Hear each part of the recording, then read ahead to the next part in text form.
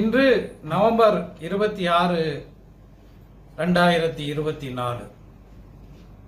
இதே நாளில் நவம்பர் 26 75 ஆண்டுகளுக்கு முன்பு நமது அரசமைப்பு சட்டம் நடைமுறைக்கு வந்தது. அந்த நாளை கான்ஸ்டிடியூஷன் டே, அரசமைப்பு சட்ட நாள் என்று அனுசரித்து வருகிறோம். இந்த ஆண்டு அரசமைப்பு சட்டத்தினுடைய பவள விழா ஆண்டு.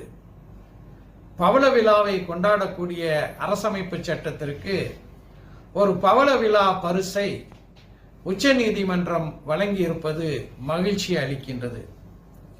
சுப்பிரமணிய சாமி உள்ளிட்டோர் தொடுத்த ஒரு வழக்கில் அரசமைப்பு சட்டத்தினுடைய முகப்புறையில், அதாவது பிரியாம்பிள் என்று சொல்வார்கள், இடம்பெற்றிருக்கின்ற செக்குலரிசம் மதசார்பின்மை, சோசியலிசம் சம உடைமை, இந்த சொற்கள் எல்லாம் பிறகு 42வது அரசமைப்பு சட்ட திருத்தத்தின் மூலமாக 1976 இணைக்கப்பட்டது.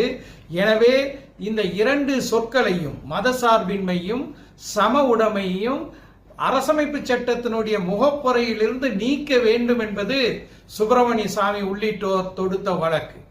இந்த வழக்கை விசாரித்த 2 நீதியரசர்கள் கொண்ட உச்ச நீதிமன்றத்தினுடைய அமர்வு இந்திய அரசமைப்பு சட்டத்தினுடைய பல்வேறு பிரிவுகள் மதசார்பின்மையும் சம உடைமையும் பிரதிபலிக்கக்கூடியதாக அமைந்திருக்கின்றது. எனவே 1976 இந்த 2 சொற்களும் பிரியாம்பிளில் முகப்புறையில் சேர்க்கப்பட்டாலும் கூட அவை அரசமைப்பு சட்டத்தினுடைய விழுமியங்களை தான் பிரதிபலிக்கின்றன என்று சொல்லி சுப்பிரமணிய சாமி உள்ளிட்டோர் தொடுத்த அந்த வழக்கை டிஸ்மிஸ் செய்து விட்டார்கள்.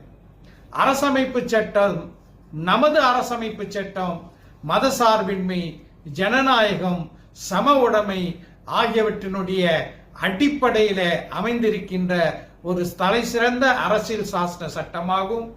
இந்த தினத்திலே கான்ஸ்டிடியூஷன் டேவில் மிக சிறப்பான இந்த தீர்ப்பை நமக்கு உச்சநீதிமன்றம் பரிசாக வழங்கி இருக்கின்றது. விடுதலை போராட்ட வீரர்களுடைய எண்ணங்களுடைய பிரதிபலிப்பாக இருக்கக்கூடிய அரசமைப்பு சட்டத்தை பாதுகாப்பதற்கு இன்றைய தினத்திலே நாம் உறுதி எடுத்துக் கொள்வோம். மனிதநேய மக்கள் கட்சியின் சார்பாக அனைவருக்கும் அரசமைப்பு சட்ட பவள விழா நல்வாழ்த்துக்களை தெரிவித்துக் கொள்கிறேன்.